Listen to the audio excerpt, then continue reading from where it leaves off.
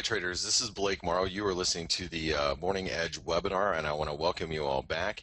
And I want to welcome actually Steve from Greece, Steve Vulgi from Athens. I'm going to find him on our list. Let me go ahead and grab him really quick.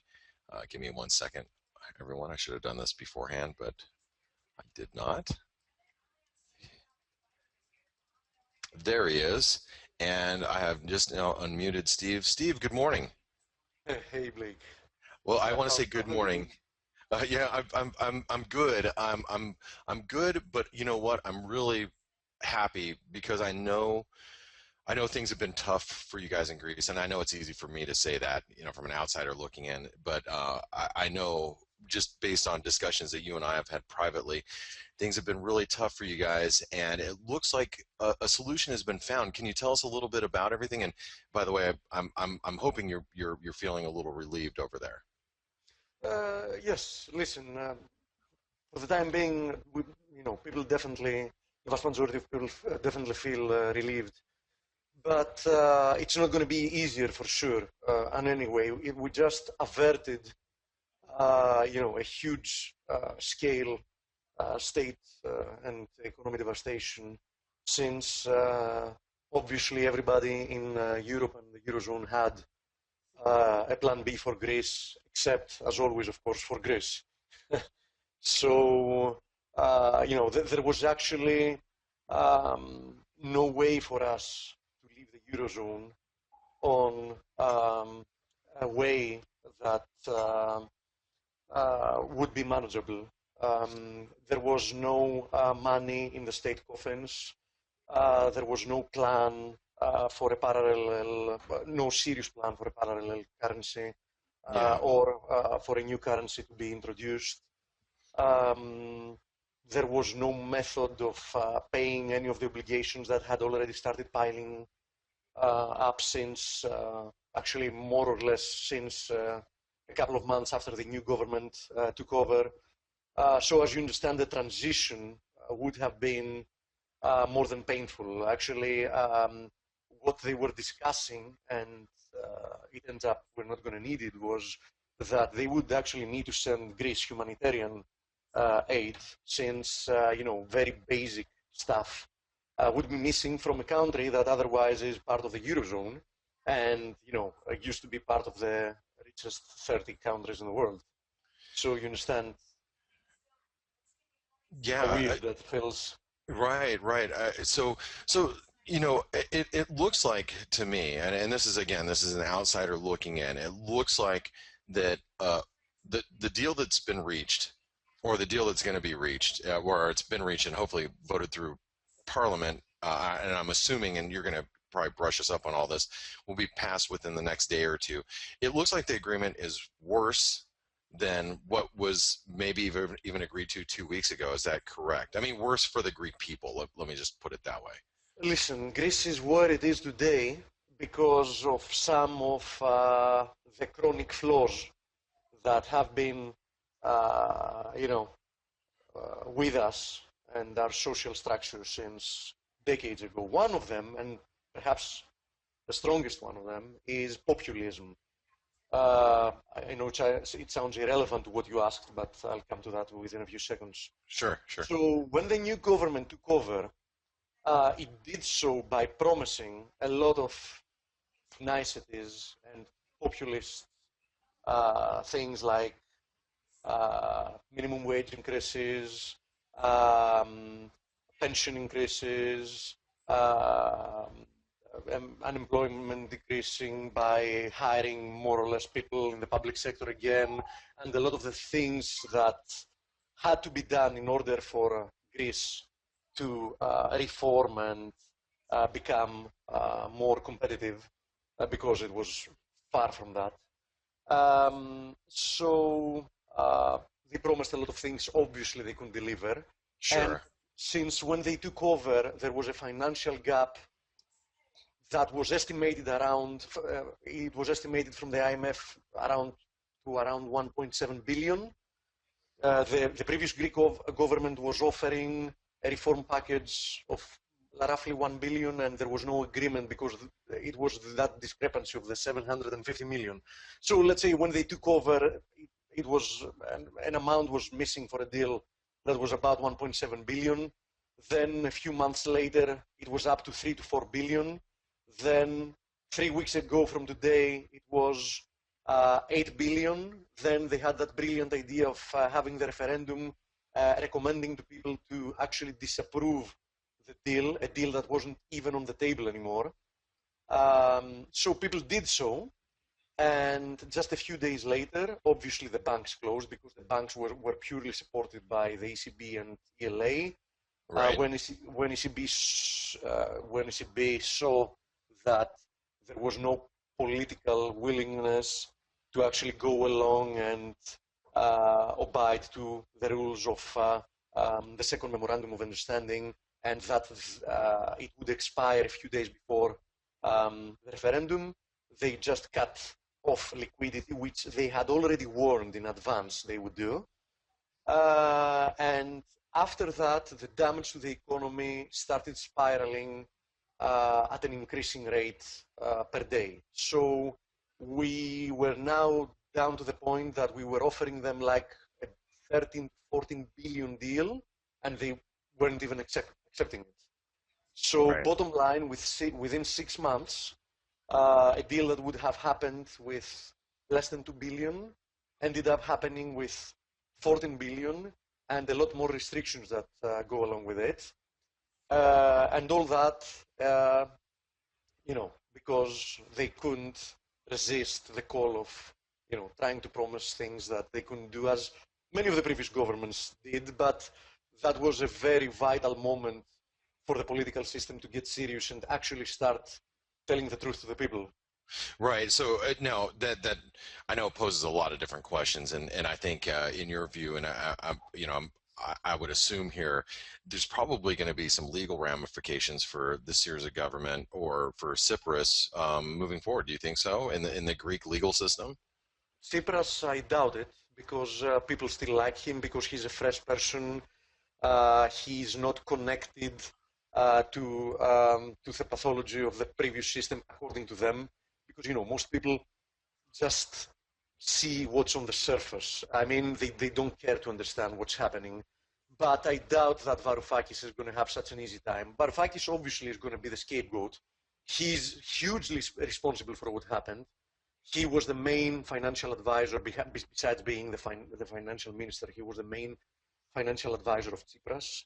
He kept contradicting himself. He kept holding a line that if we do not bend, they will get scared of the repercussions of a Grexit, and they will gonna offer us. We're gonna actually blackmail them, and they're gonna offer us whatever we want. And when that plan obviously didn't work, which, I mean, you don't need to be a rocket scientist to understand that this plan is not going to work, not because they might not budge in any case, but they won't budge in this specific case. Why? Because Greece is not a unique, it's not a unique case, a unique problem for the Eurozone. Why? Because there is Italy, there is Portugal, there is Ireland, Sure. there is Spain. They don't have such a huge issue, but they definitely have issues, especially if you project a little bit into the future. So it's a fact that if you offered something to Greece, next thing you know, the rest of those countries would knock on the door and ask, for equivalent treatment on Sure. their debt piles, which are way, way larger Bigger, yeah. in nominal terms. Yes, exactly. Sure. Okay, so you think Varoufakis he's probably going to. No wonder he fled the country. I, I know I'm trying to. I guess I'm trying to joke in a To be time when I honest, should, I've but read some of his books. He's definitely an educated guy. He has to be a smart guy, which right. makes his whole um, um, stance on the issue questionable, seriously questionable. Because, for example, how can you combine the different attitudes he had or the different things he said under the same plan. You can, because let me give you an idea. He was saying, listen, the right is with us. We are just asking for what's fair. We are just asking for them to acknowledge that our debt is not sustainable. And even if they don't, we're not going to budge. And at the end, in this chicken game, we're going to win. And at the same time, he starts saying that I knew all along that Schäuble had a plan of kicking Greece out of the Eurozone, and no matter what Greece does, is not going to get a fair deal. So how can you claim at the same time that you're going to win the chicken game, but that the game is set for you to lose? You know what I mean? Right. So Yeah, he kept even contradicting himself. I was going to say I was going to say that's a big contradiction as it is. So well, Steve, what happens now legally? Okay, so here we are. We've got this apparent deal from the EU, and it's got to go to Parliament. I'm assuming in Athens. It has, which isn't going to be an easy procedure. Why? Because in the many mistakes Tsipras did, besides having in his party plenty of people that belong to an era and to a political environment that has died since, I don't know, Lenin and Trotsky, or whoever else, or USSR, which obviously is not going to work, in a European Union, in a Eurozone, in 2015 society that wants to be functioning more or less by the standards of capitalism. Anyhow, the vast majority of people want to live by the standards of capitalism, but on the other hand, they want to have a social state and everything that doesn't combine with each other. But that's the nature of the Greek person. They think left, but they act right. You know what I mean? Yeah, and they want someone to promise them left things, but on the other hand, they want their economy to provide them with the opportunities that a capitalist environment would provide them with. And you can only have so much of. You can't have both. Exactly. But in general, when your politicians always promise everything, you get lazy, and many people want to believe that there is a magical way to combine the best of every world and have everything you desire and everything you dream of when you go to bed. But obviously, in the real world, that's not something that can happen. Sure.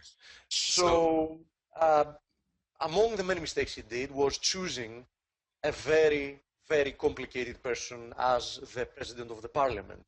And that's a problem now because they need to remove her. It's a lady called Zoe Konstantopoulou, who is a very controversial person. Is she the one that called the IMF Christine Lagarde criminal? Or didn't she accuse the IMF of being criminal? She's accused more or less. I mean, she even made her own committee to actually judge the whole of Greek debt as illegal. Brought her own experts and just made a whole report claiming that the whole Greek debt is illegal. So, just for you to know, Greece is the only country on the planet that has no legal debt. Okay. That's pretty funny. Yeah. So she's not going to help passing legislation, and they now want to get her off her bench. But legally, that's not something you can do overnight. It needs a procedure that will take around 2 to 3 days. So if they do not find a way to do it, to expedite this procedure, they will probably going to need to take a couple more days than Wednesday to legislate everything that needs to be legislated. But you don't have to worry about that because I'm sure they're going to give us the extra couple of days if the problem is procedural, which it's going to be procedural, you know what I mean? Right. The legislation is going to go through, though, but not with a majority of the current government votes. The other parties will have to help a lot, and they will. They are willing to do so because besides two of them, which is the Communist Party and Golden Dawn Party, which is like a hiddenly neo-Nazi party, every other party in the parliament is totally willing to give the votes needed for the catastrophe to be averted and for the legislation to go through. Right, because So I mean, that's going to happen. you guys are being. I mean, again, it's outsider looking in. The people are being squeezed Definitely. tremendously. The Yes. businesses are being stressed. Now So that you're talking about businesses, let me just tell you something. okay, There are some estimations. First quarter, the last data we had, which is for first quarter of 2015, the unemployed people were 1.25 million, and there is indication that within the second quarter and mostly within the past month, we had almost another 200,000 people added to the unemployment pool. two Just hundred within a thousand. month. Really, really. Yes, yes. That's an extra almost 20% to what was the current number of unemployed people. So that would bring the total up to approximately 1.4 million, roughly 1.4, 1.45 million from 1.25 million unemployed, and that's just within 1 month, and the damage that happened to the economy mostly after the day that banks closed. Because as you understand, there isn't a single company that hasn't already started sending employees to uh, uh, first of all, they're giving them the summer leaves as a temporary measure, and then they're going to see how many they have to fire. Because right as now. you understand, yeah, go ahead. Yeah, because no, I was going to say how many working people are there in Greece that qualify as can Three work? I mean, employed persons at the moment are 3.6 million, and that's first quarter data. Employed people were 3.6 million, and unemployed people were 1.25 million. so you have a total of 4.5, roughly 4.5 million people, and Yes, you're in the saying that workforce. Yes, in the roughly workforce, around 4.8 million people is the workforce. Yes. and so you're 30% of them which are unemployed. The unemployment, the first quarter was 25 point something percent. So it'd I'm be guessing that's going to rocket at least 2 to 3%, and that's under a good case scenario, ugh, which is that things are going to normalize as fast as possible. wow. Okay. So obviously, the Greek businesses are, and the I mean, business in general is probably somewhat frozen. I would assume in Yes, Athens. I mean, definitely. so tell me how it is from your perspective for like if you walk around and you talk to your friends and your family and for the people in Greece. I mean, what's the temperature like right now? You always have two kind of people: the people that don't have any idea what's happening around them until the bat hits them on the head, and people that understand what's happening around them. Some people just withdraw the 60 euros they can per day, because I need to remind people that we're under capital Capital control control. regime, yeah, since a few weeks ago, and they kept believing all along that things are going to normalize. Obviously, things are not going to normalize. At least they're not going to normalize fast, because capital controls, for whoever doesn't know, is something that always happens within overnight, and the vast majority of the times during a weekend, and it's something that you need, in the best case scenario, plenty of months to get rid of. Because the problem of getting rid of capital controls is nothing but what we call trust, trust to the banking system.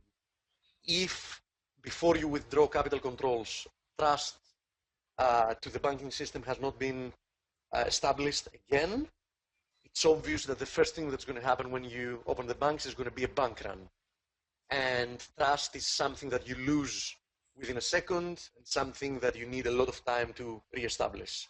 Yeah. So even, let's say, the best case scenario happens and we get a deal through in zero time, and they recapitalize the Greek banks, and they start giving us ELA on a normal base, etc., etc., etc. Still, you can't open your banks because, I mean, fully open your banks without capital controls, because the first thing that people will want to do is secure their funds, and we go to the bank and ask to withdraw everything. And as you Yeah, and know, there is they're no gonna banking system on the planet that can actually survive that. Yes.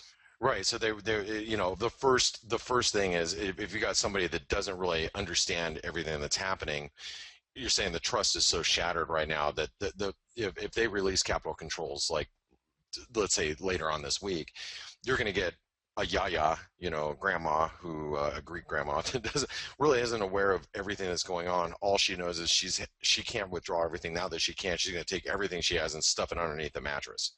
Yeah. Yeah, and I'm using the yaya as an example, just as a But you know how it is. It's human mentality. If you know that sure. some people are going to do it, even it's it's kind of a game theory as well. If you Yeah, know that other people are going to do it, even if you know as a fact that the prudent thing would be for nobody to do it, you are going to do it because you know that other people are not going to abide by the rules and they're going to go do it. of course, of course. So the capital controls could be in place for months. Now, how's that going to affect? Oh, go ahead. I'm guessing that we're talking about more than a year, Blake. Oh, wow. So let me ask you this, Steve. How is that going to affect Greek businesses? Like, let's say you have a shipping company, or let's say you import, whatever it is. I mean, you got a company that really can't survive under the current capital controls. I mean, are there going to be special circumstances for certain businesses, or how does that work exactly? Under the current capital controls that are extremely strict because there is absolutely no money in the banking system anymore, no company can survive. End of story. But if we get a deal done within a week and the banking procedures start normalizing, a lot of the capital controls, especially those that will affect exporting and importing companies, are going to be extremely relaxed because obviously you know that for the economy to function, you need to enable the private sector to function properly. So Sure. those capital controls are going to get relaxed by a lot. And that's going to be fine after that. There are going to be difficulties, but the companies will be able to go back to having a normal transaction routine, uh, you know, but Because that's not going to be all of it. That's not going to be enough because on one hand you're going to have some capital controls relaxed and will enable companies to function, but on the other hand, at the same time, you cannot affect how the other companies that our companies are dealing with are going to sure, treat them, and that is not going to change. For example, what kind of company is going to be sending products to a Greek company without receiving in advance everything in cash? Nobody.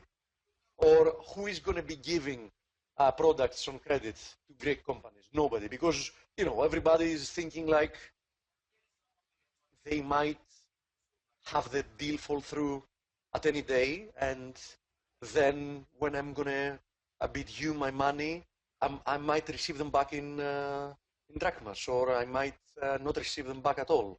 So, uh, the banking procedures might be normalized, but otherwise, the transactions between Greek companies and foreign companies are also going to take a lot of time to normalize, and that's obviously going to bear a cost to the Greek companies. But you can right. do nothing to fix that besides showing for a prolonged period of time that that things are happening and the chance of going back to a crisis is being reduced by the day instead of being increased by the day as it was happening during the past six months. That makes sense.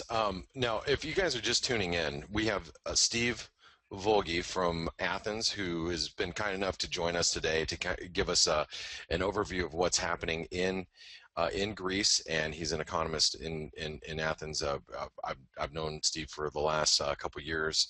Had the opportunity to meet him in person in Athens a couple of years back, and he's joined us several times especially over the last few weeks, to keep us abreast of what's happening in Athens. So thanks again, Steve, for being here. I've got a few questions that have come in from people. Do you mind if I ask a few of them? Well, actually, questions is the best thing you can do, because sometimes, I have so many things I could tell or explain, but questions help you build a structure or understand what people want to hear. So yeah, it would be my pleasure, Blake. Oh, great, thank you. So a couple of questions have come in, and I'm gonna read this big one while I answer another question, or I ask one that Maria wrote in. She goes, "Well, what will the Greek people say yes? Will they say yes to this deal, or what's going to be the Greek people's response to this? Because remember, well, I mean, you know this obviously. Everybody else needs to know this. The Greek people just voted no to austerity, and now it seems like the Greek government is accepting a deal that's going to put a lot of pressures, austerity measures, taxation, and whatnot back, on the table, and a lot of reforms are going to have to happen. To receive more ELA from the ECB. So what are the Greek people? How are they going to respond to all this? What do you say? Uh, there is going to be a part of, a percentage, obviously, of the people that are going to be very unhappy. Some of them would be unhappy anyhow. Some of them are unhappy because they have already believed on the promises that they received during the past 6 months. People from the current government were promising people that there is a way out without further austerity. That obviously, and I say obviously because it has now completely collapsed, was a huge, huge misrepresentation of the facts and a huge lie. So a percentage of people are going to be very unhappy. But I need to remind you, around 80% of Greeks want to remain in the Eurozone. Also, around 60% of Greeks, on latest poll that was conducted a couple of weeks ago, maybe even less than that, around 60 something percent of Greeks were willing to stay in the Eurozone, even if that meant a new memorandum for more austerity. So actually, there are already polls that have been conducted that show that the majority of the people will be supportive. Okay, and I mean, I guess everybody's feeling the pinch. I mean, psychologically, it's like it sounds good in theory to say yes, we don't want any of this, we don't want it, we don't want any of this or that, and we want we don't want to pay more taxes, and we don't want to. But when the pressure is put on with Exactly. capital controls, and that's the reason sorry to interrupt you, Blake, that we even got that fake no in the referendum. Why? Because the government that kept on lying to the people until exactly a week ago was telling them, vote no, because if you vote no, you will enable us with more negotiating power to get you a better deal. which obviously didn't happen. Exactly, obviously. I mean, it was more than obvious to anybody that wanted to see things objectively. So actually, they were telling people, vote no for the wrong reasons. If they actually told people that, listen, vote yes to this if you want this proposal and austerity to remain in the Eurozone, or no, to have unknown chances of having a future in the Eurozone, and perhaps we even get a worse deal because they will be angry, as they were telling us, and the government was actually refusing that. They were saying that, listen, all this is propaganda from them. They want you to vote yes, so we are weaker in the negotiating table. And obviously people that are listening in here are going to say, so who the hell is so stupid to believe that and vote for it? And they have no answer for it. I have no no answer for them. Well, all right. So this is a question from Andy. He said, "What are your thoughts about what will happen when the ELA gets back to the Greek banks? Will Greek people take out their money or trust the system now? I would be taking my money out as fast as I could." And I Yeah, guess we but they won't be covered able. that. Yeah, they Yeah. won't be able to take their money. The capital controls are here to stay for at least a year, or anyhow for as long as it's needed for people to feel that their money are safe. So when the banks actually do start functioning properly without capital controls, they won't feel the urge anymore to take their money and run. Right. Okay. SB, this is more of a comment, I think, than a question, but let me see here. Regarding Greece, the country has a lot of potential, but like other developing countries, which Greece and God knows how they managed to get in the Euro camp in the first place, is drowning in debt. The only solution is for it to pull out completely from the group, bring back its own currency, establish all the controls and changes as prescribed by Germany. Tax avoidance and corruption has to be diminished, not eliminated. As we know, all countries have an aspect of tax avoidance and corruption, but not at the expense of the country. It will take a few years for Greece to get back on its feet. History tells us it's possible. But and that was the end of the comment. But Steve, Okay, perfect. let's That's an excellent comment. That's an excellent comment because it brings in mind something that I wanted to talk about all along. okay. For people that are on Twitter and people that like to read the financial news, etc., etc., etc., they will obviously have noticed that there are two different camps, two different economist camps and ideas about how to handle the Greek situation. And it's very obvious that for plenty of people, the alternative for Greece sounds extremely appealing. And as an economist, anyhow, economist, put it in quotes, as I've said, my majors are in finance and business administration, but I do love economics. I've done a lot of macroeconomics and microeconomics, and in my free time, I just do more reading on it. So, as an economist, I totally understand. I totally understand the whole camp of leaving the eurozone, getting your own currency back, devaluating a percentage, and let me add to that, a better alternative to that is actually pegging your new currency to another currency like the dollar or the euro, but Sure. on another quote, okay? On another rate, not one-to-one, obviously. So, for example, it would be much better for Greece, given because there is also the balance of payment account and the foreign exchange reserves you will need and a lot of reforms. Let's say, bring on back your own drachma and let's say, peg it to the euro at whatever you want to say, 0.5, Right. two Yeah. drachmas, 1 euro, or whatever. Sure. So there is the camp of people saying that. And, from an economic standpoint, there is a lot of merit to that idea, a lot of merit. There are a couple of issues, though, that people need to know before they can actually value that idea for what it is.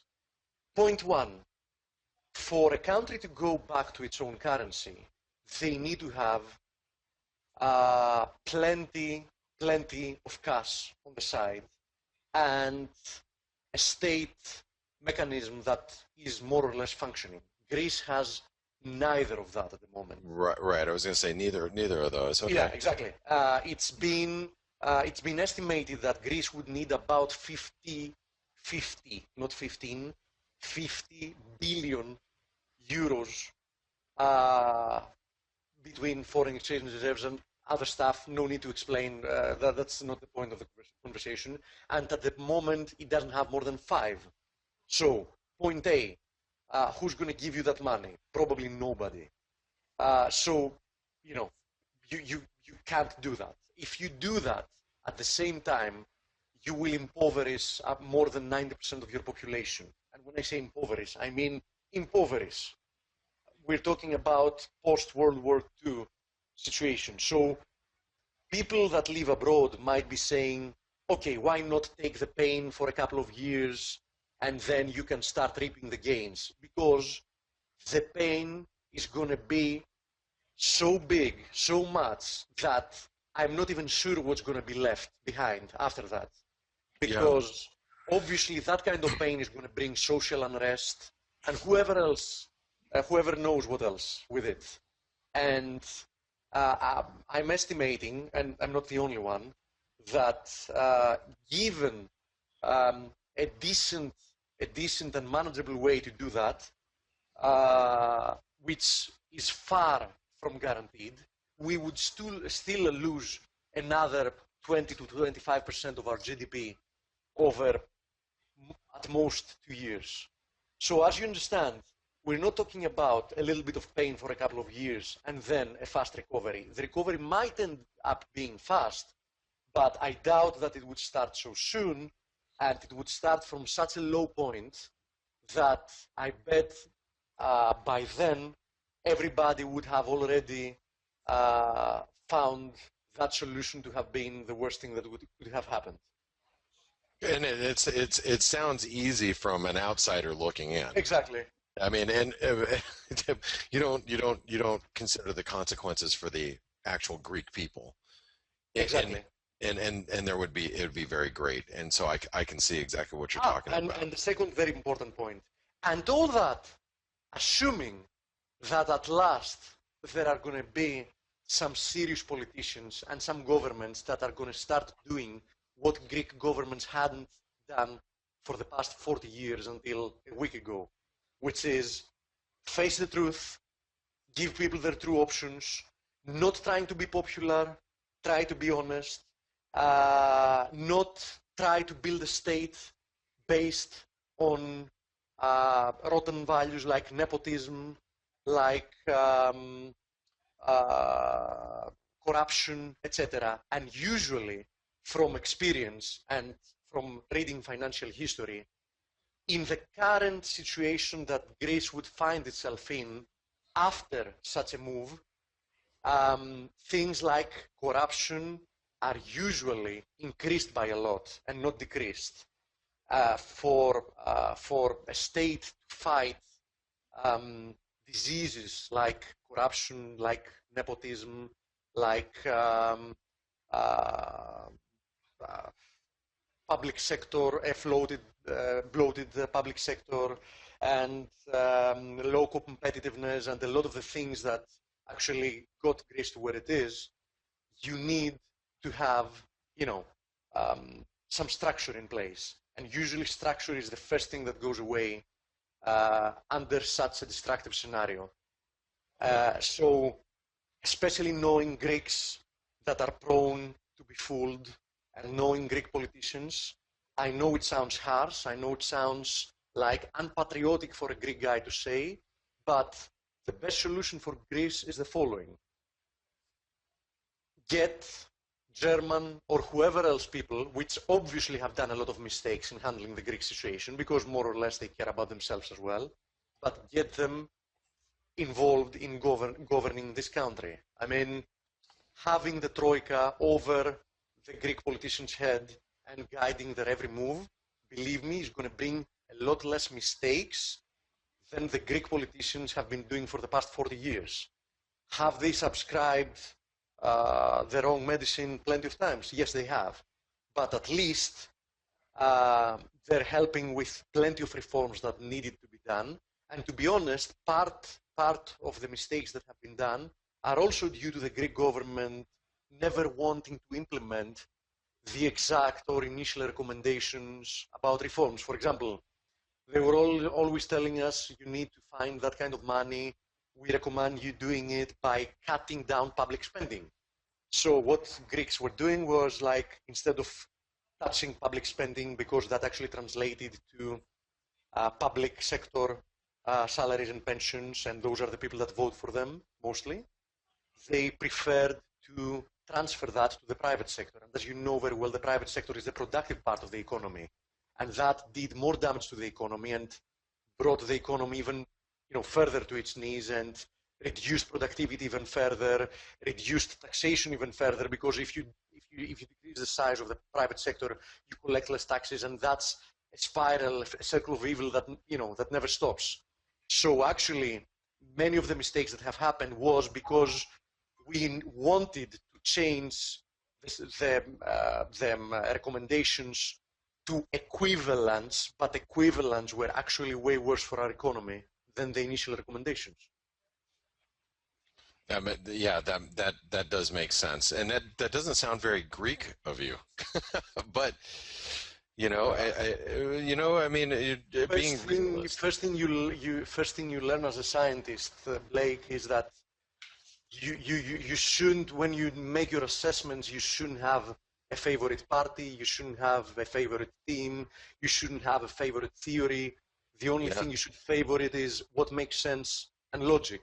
If you yeah, cannot do that, you can never reach the right conclusions, and you can never ever um, uh, you know um, uh, conclude to what you need to conclude, and um, get to the bottom of the problem and start doing something for it. So what I'm telling you doesn't sound very Greek, but trust me, I love my country. I would hate to see it spiral even further down the bottom of the pit.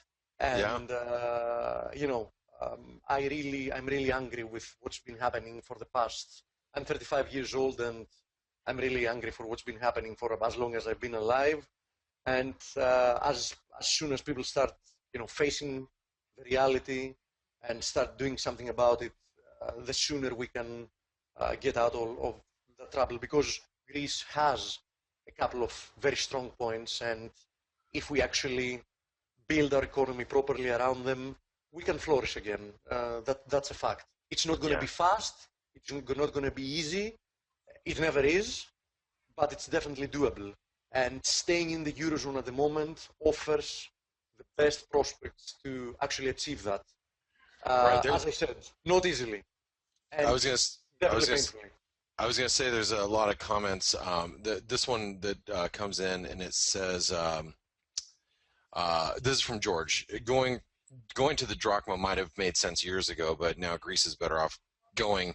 Well, I don't know about that. Going down together with the rest of Europe, just a question of time before there's a great default. But I don't know about that. But I think I do think he's uh, pointed correctly by saying that I think it makes sense for Greece to be in the eurozone at this point and to continue down the road. And Keep in mind, though, about his last point, keep in mind to everybody that listens in, I know that people from all over the globe listen to you. yeah, So I have to say this. Listen, guys, as an economist, uh, I have something to tell you. If you haven't realized, the global economy is not doing good. Projecting into the future, almost none of our countries are solvable. You know what I mean? I mean, the situation is not solvable. I mean, uh, there, there needs to be a lot of reforms globally in the way we handle things. The debt issue is a huge issue. The demographic issue is a huge issue that makes the debt issue even worse. We've already built obligation to future generations that we cannot uphold under the current regime.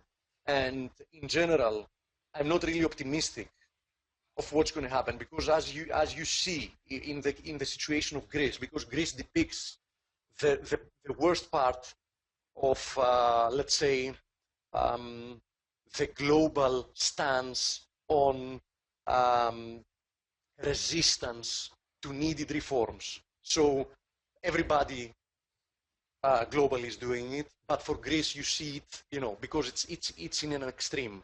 But we do it all over the globe. I mean, uh, most of the countries projecting into the future, they can not provide the same things they're providing today to their citizens. So they have two alternatives: either changing that today, or reaching a tipping point that reforms are going to have to be huge, like in the case of Greece today, and that's going to bring global social unrest. And you know very well historically to what that leads, right? yeah, right, war. So Exactly. Qatar writes in regarding Greece. In my humble opinion, West got revenge from Greek people for electing a left-leaning government and then reaffirming their faith in them through referendum. Holding a whole nation hostage economically and virtually starving them seems to be immoral, if not illegal. Just a comment from Qatar. Yeah, there is Uh, definitely not a lot of ethics and morality involved here. That's a certain thing. But right, let's be honest, who hasn't been raised by his parents and being taught that, listen, you have to take care of yourself, don't be naive, don't let people exploit you, etc., etc., etc. yeah, So for you not to be exploited, you have to make sure that you won't find yourself in a weak position. Greeks and Greece did everything in their power to find themselves exactly there. So afterwards, you can't blame the others for doing what, in the history of humanity, um, powers have all, I mean, strong countries and superpowers have always been doing. I mean, just look at the history of things. When Rome was a superpower, when Greece was a superpower, in the recent history, when the US was a superpower, we take whatever we want, we find a pretense and we do it. Why? Because everybody wants to take care of their own interests first. And that's okay. That's okay in what sense? Going against human instincts, it's something that has never worked. So why fool ourselves and try to make it happen today?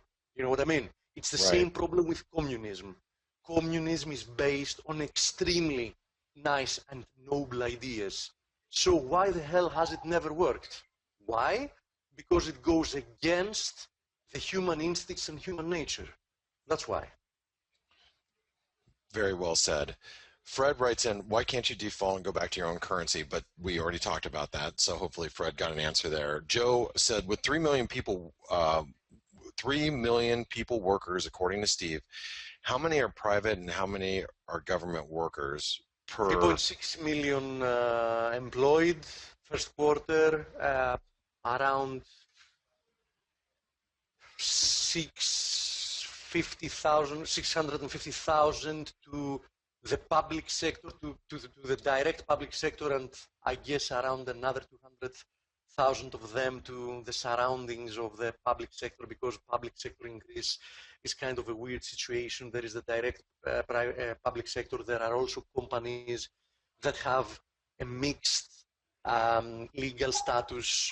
I mean, the public sector is involved with some private sector in it. So let's say a little bit less than 1 million to the broad public sector and the rest of them to the private sector. Okay, and he said, per previous conversation with Steve, the private workers are the only ones contributing to the growth of the country. He's right. Government workers suck up private workers' contributions in terms of growth. He's totally right, and they have very, very low productivity as well. Why? Because the public, this is insane, but that's the truth. The public sector was actually built to be non-productive. Why? Because if it was productive, there wouldn't be an opportunity to hire more people in it and serve the interests of more of the politicians. So actually, they build a monster out of the public sector. So you would actually need more workers to do very simple things, to actually enable them to say, oh, we need more public sector workers. I'm sorry. Yeah. That's a funny comment. Sorry, I can't. I know. I guess we shouldn't even go there. But so there's got to be a lot of structural reforms and a lot of reforms. I mean, it's easy for us to look at and analyze, as traders or investors and say, well, why don't you enable the private sector more? Why don't you, give them incentives to grow the private sector? But I'm sure those are reforms that are hopefully going to be taking place in the years to come in Greece. No, Hopefully, yes. hopefully, I'm being hopeful as well. Nitish writes in, "Hey Blake, I've got a question for Steve. Does anyone believe that they can get out of this mess, or was this deal just about taking money for now and kicking the can down the road? Maybe let the next government handle it. How do you think the other EU countries will be able to take this? Isn't going back to the drachma a better way out? Of course, there would be short-term pain, but probably it would weigh in the benefits in the long run." And I think we covered that. The Yes, last the last part part of the question we already covered. the first part of the question, if I believe it's going to work, Right. depends on if this near catastrophe that happened will be enough to bring some change to Oops. mentality, both of the citizens and the politicians. If that is something that's going to be a result of the whole mess and the whole situation, yes, we have a chance, and it will actually have been worth it. Just to give you an idea, the damage, and I say it will have been worth it because let me tell you something. According to the IMF, and they're more or less right about that, 6 months ago, our funding gap for the next 3 years was 40 billion euros. According to the IMF a week ago, our funding gap has been increased to 80 billion euros. So actually, this government has managed to do that kind of damage, around 40 billion euros funding gap damage to Wow. the economy. And let me put that into perspective. The Greek state collects per year around 50 billion euros. Wow. Just to put the 40 billion euros in perspective. Wow. So now let's talk a little bit about taxation and by the way, if you guys are just tuning in, Steve from Athens is joining us this morning. He's been so kind to give us an update of what's happening in Greece. And this is his Twitter handle. If you guys don't follow him, he's at VULGI at Vulgi. Now, Steve, what about? I mean, taxation. How is that going to change in the future? I mean, I'm sure, and again, this is outsider looking in. There's obviously a very difficult task ahead of Greece to making sure track down and make sure that the taxes are being paid from every sector and from every contributor to the Greek economy. How are those reforms going to change in the future, and how will the rest of Europe be confident that those changes are taking place? Listen to me. First of all, I'm very pessimistic about how the taxation issue is going to work. Why? Because there is not much taxing ability left, and the current taxation is already hindering by a lot the chances of the private sector to recover. So the faster the government can do some proper reforms and cutting the spending of the public sector, the faster we will be able to actually reduce taxation to the private sector and create value there. And if that happens, the faster the recovery will be, and the more taxes we will be able to collect more taxes. Because as you know very well, collecting more taxes doesn't mean that you have a higher rate of taxation. Usually, after some point, there are diminishing effects. The more taxes you put, the less you collect. Sure. Yeah. Yeah, Yeah. and that's where we are at the moment. So taxation is more or less destroying value at the moment in the private sector than actually creating. Okay, so if you make it more, I should say, affordable, but that's not the word I'm really looking for. But and I mean, isn't also the case where like if you and I are friends and we both live in Athens and you're like, well, I'm not paying taxes, or and I'm like, well, I'm not paying taxes either because I know Steve's not paying taxes. Do you get that type of attitude A in lot, Greece? a lot, a lot. Okay. And you get that type of attitude, but it's not so much dependent on what the person next to you does. It's more or less dependent on what you feel like you receive from the state. So the mentality is more or less, what the hell am I getting back for my taxation? Like almost nothing. Yeah, right. Like So I why pay the all this. hell should I pay it? For Sure. it to go to the public sector and some people that are sitting with their legs on their desk and drinking coffee, make use of my money, my hard-earned money. So that's more or less the mentality that has to change. And I for see. that to change, the state needs to put the money of the taxpayer to good use. when that starts happening, people will feel totally different about their taxes because they're going to feel that their taxes actually contribute to the improvement of, you know, uh, their life. And that Yeah. always creates incentive. And, you know, it's always easier to say, okay, it's fine. I'm going to give my taxes, but I know, for example, that my kids are gonna be fine in public school. The roads I'm driving on are gonna be paved properly. The hospitals, the public hospitals are gonna provide the care I need if something happens to me, etc., etc.